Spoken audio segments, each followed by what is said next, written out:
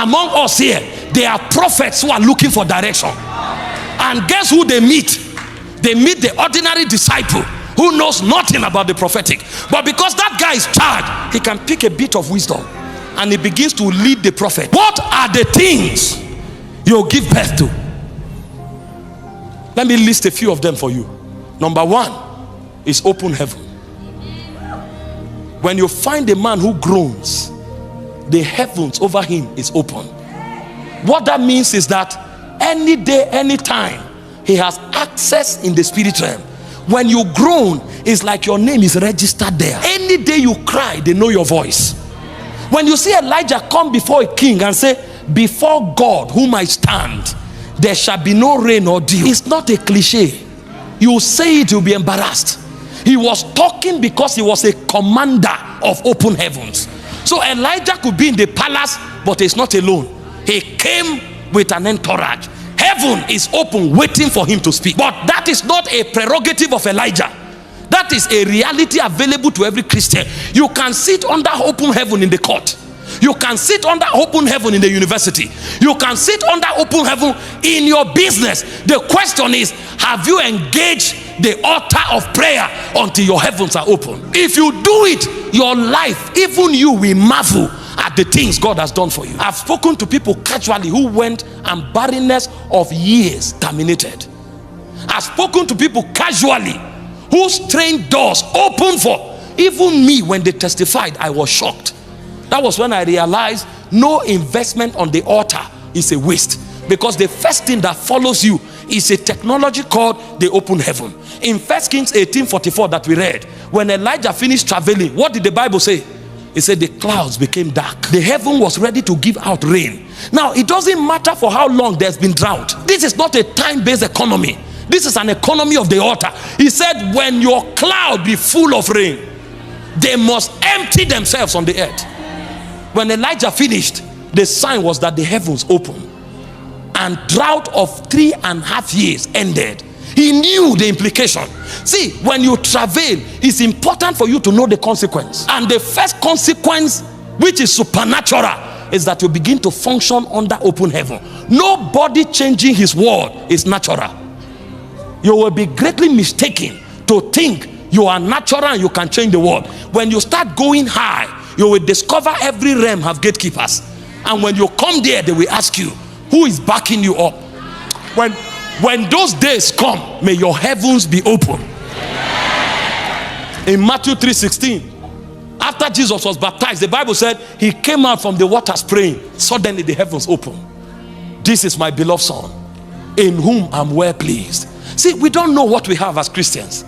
We think it begins and ends with coming to church. No, you are supposed to take church to wherever you go to. And the church you carry there is not an organization, it's open heaven. Number two, what do you give birth to? It's a saturated soul. When a man travails, he is charged. Oh, when you want to see the beauty of a man, wait until he's charged. All of you watching me here, you have phones.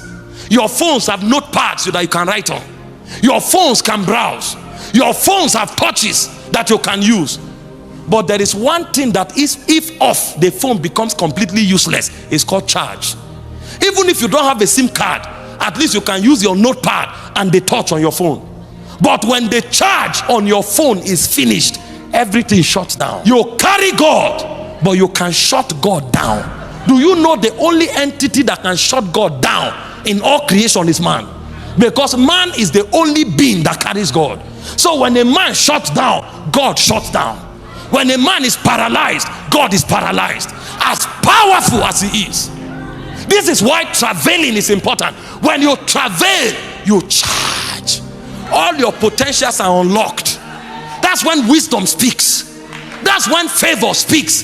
Some of you who are begging for open doors here, you carry something on you that nothing should be able to reject you. The problem is that you are not charged. Some of you seated here asking for direction.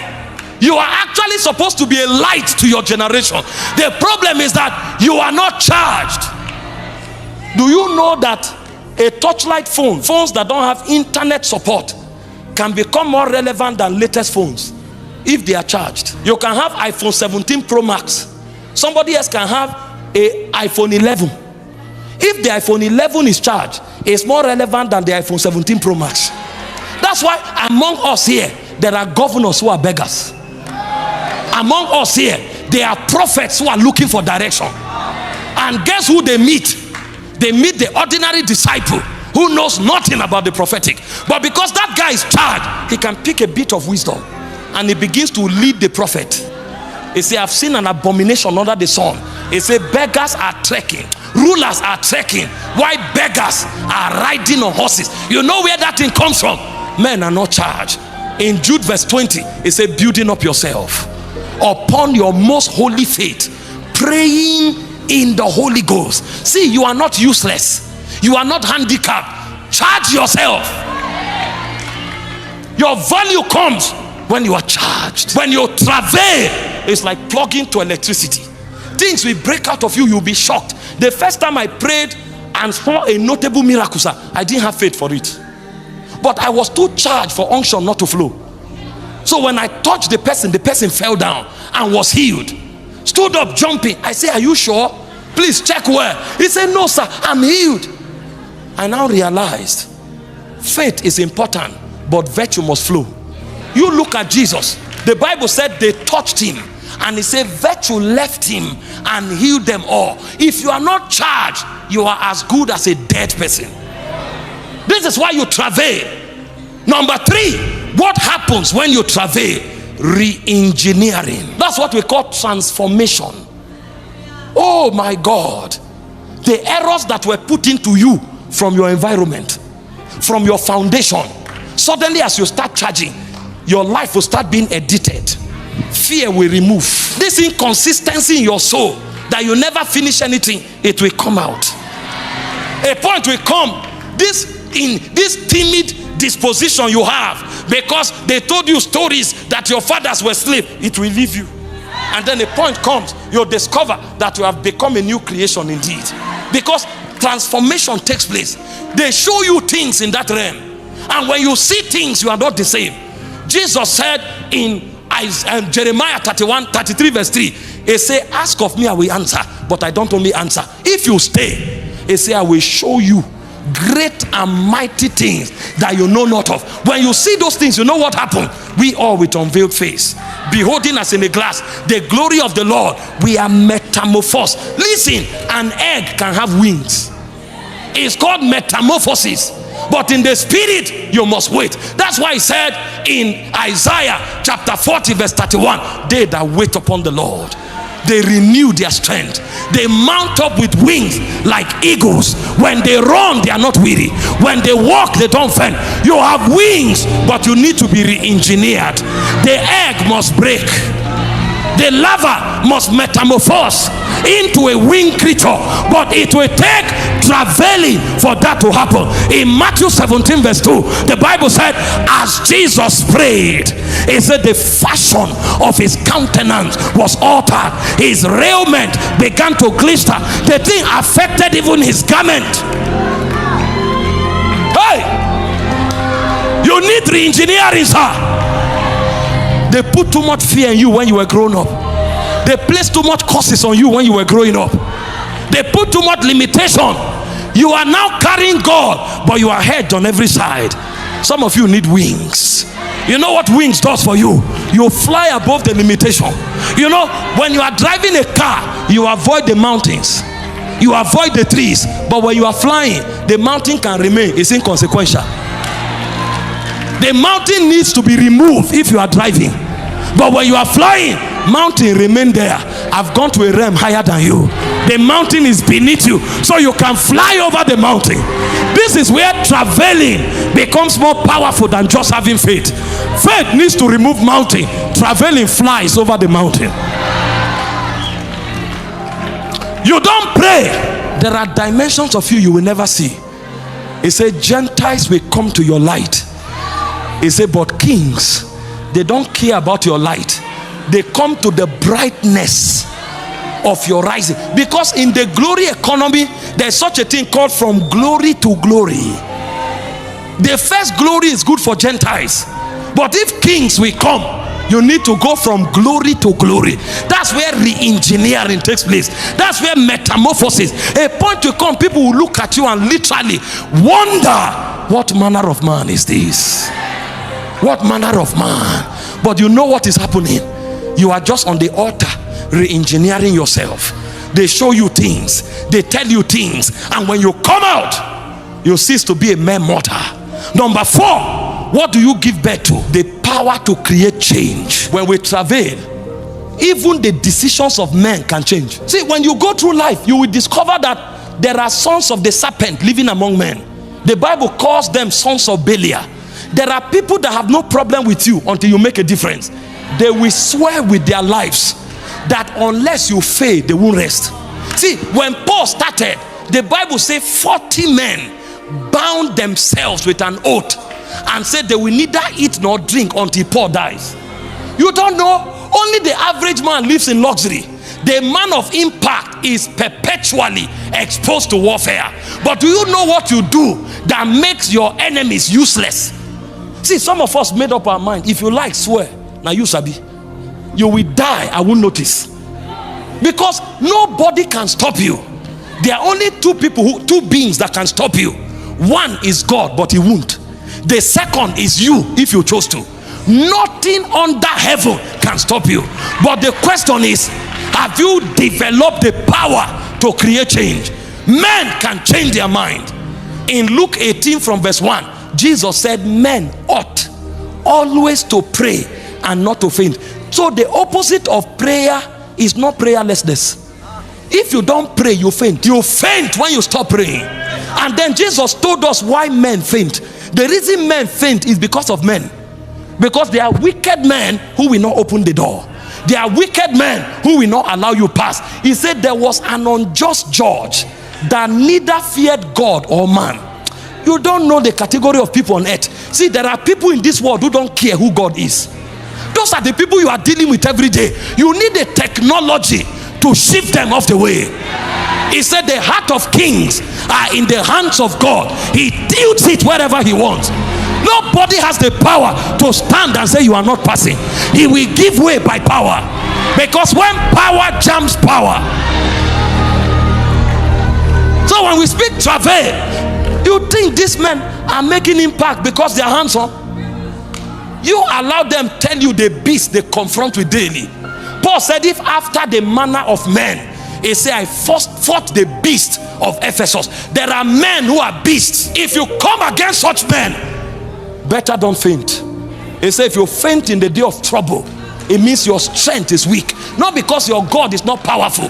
It's because you didn't build strength. But when Zion travails, Zion generates strength to uproot beasts. I've met some. I was going to a country and a man vowed that I won't come out from there. I went to prayer. As I was praying, I hit a frequency and I heard he's inconsequential. When we talk in the public, we have done something in the private. And I told my people, he is inconsequential in his own country. These are people who know ambassadors, who have connections. But when I entered the city, the weight I brought him paralyzed him. You know what the Bible said? In Exodus 2:24 and 25, it said, rise ye up, take up thy journey, go beyond the river Arnon. It said, behold, I have given unto you Sihon the Amorite, king of Heshbon. Contend with him and possess the land. That's done by focus. You know my focus. It said, behold, I've put my dread upon you. It said, when the nations see you, they will paralyze. When you show up, your enemies suddenly will become confused. They'll be wondering, they will even come to make friends with you. But you have seen them in the spirit. And because you have seen them in the spirit, you avoid them. This is who we are. We are a wonder. Don't allow your life be an abomination. You are a king. Why are you trekking? You are a priest. Why are you subdued? You are a prophet. Why are you confused? Your altar are ashes. When you awaken your altar, your ordination will begin to speak. You are not ordinary. Isaiah said, I and the children the Lord has given to me. He said, we are for signs. We are for wonders. We are for signs. And you don't only change men's decisions, you can change seasons. Look at Jesus. The Bible said the Spirit drove him to the wilderness. Matthew 4:1, Luke 4:1, to be tempted of the devil. So that was a season of temptation. But Jesus knew. He went 40 days ahead, fasted and prayed. You know what he turned season of temptation to? He turned season of temptation to season of announcement. And the Bible said in Luke 4:14 and 15, Matthew 4:14 and 15, he returned in the power of the Spirit, and his fame went abroad. The land of Zebulun, the land of Naphtali, by the way of the sea, beyond Jordan, Galilee of the Gentile. The people that sat in darkness have seen a great light. No problem. They may say this season you will die. That's what they said. You can change that season to your season of enthronement. They can say this season you are finished. No problem. That's what they said. You can change that season to the season of your announcement. They can say this season you will suffer. You can change that season to the season of your blessing. Nobody has the power to dictate your season. You can change seasons, both in the natural and in the supernatural. Joshua 10:12. Joshua was fighting and he saw that if night fell upon them, they will lose. And the Bible said Joshua stood, and when he cried to the heaven, he said, let the sun remain upon the mountains of Gibeon, let the moon remain upon the valley of Ajalon. And he said the sun did not make haste to go down in the day that God hearkened to the voice of a man. That was a man without the Holy Spirit. How much more you? They tell you that a Sangoma say you are finished. Who is that Sangoma? What does he carry? Even the idol in a shrine carries a demon. I carry God. Let him take my name to that shrine. Let's see which we bow to which. He said he worships idol. I'm a bigger idol. Go and check the word. Let us make man in our image. The word image is Salim, is idol. So you and I are idols that carry God. You are a mobile shrine. So let them carry your name to that shrine. If that their shrine does not catch fire, I prophesy over someone. Step up to a new height.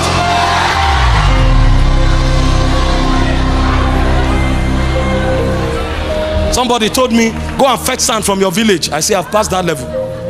Go and tell that one to a baby Christian. I've passed the level of fetching sand. Anywhere I step my feet is mine. I don't fetch sand, I take over. I take over. I take over. Listen, don't let anything kill your altar. Your destiny is tied to your altar. If I have time tomorrow, I will show you how the patriarchs lived. They were men of altars. God told Abraham, I will bless you, make you the father of nations. Indeed shall nations be blessed. Abraham heard it. He didn't just run with it. Genesis 12:1-3. Then you go to Genesis 6 and 7. The moment he came to Shechem, he raised an altar. The moment he got to Ai, he raised an altar. Then Genesis 13:18, he raised another altar. So when you trace Abraham's journeys, you won't find tents, you will find altars. That's why many years later, even where Jacob laid down was an altar. He littered the landscape with altars. It doesn't matter what the prophet told you. They can tell you you'll be the next president. They can tell you you'll be the next mayor. They can tell you South Africa depends on you. If you don't pray, if God is merciful, your son will inherit that prophecy. I prophesy over someone. The grace to travail. The grace to travail. The grace to travail. The grace to travail. Let it rest upon you now. You can change the decisions of men. You can change seasons. You can break prisons. In Acts 16:25, they beat Paul, locked him up. There was nobody to call. The Bible said at midnight, it said Paul and Silas prayed and sang. The prisoners heard them. Suddenly, the foundation of the prison began to shake. Who told you you can be put in bondage? Who told you you can be overpowered? They told you a lie.